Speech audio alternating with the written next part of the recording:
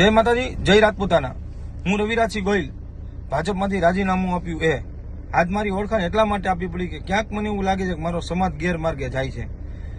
મારી જેમ ઘણા યુવાનો વડીલોએ ભાજપમાં રાજીનામા આપ્યા છે। અમે રાજીનામા એટલા માટે આપ્યા કે અમારી બેન દીકરીઓ માન સન્માન ને સ્વાભિમાનની વાત હતી, એટલે અમને કોઈને પરિણામની ચિંતા નથી।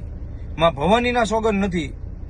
જો પરિણામની ચિંતા હોત તો અમે લોકો જાહેરમાં રાજીનામા જ ન દેત, ભાજપની સામે જ ન પડે। પણ અમને એ વાતનું દુઃખ છે કે ગઈકાલની જે કોન્ફરન્સ થઈ એની અંદર આપનો જે વિરોધનો મુદ્દો હતો એ ક્યાંય લીધો નહીં।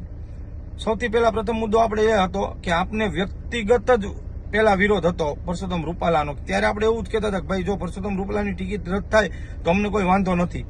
પછી આપણે સમગ્ર ભાજપનો વિરોધ કર્યો।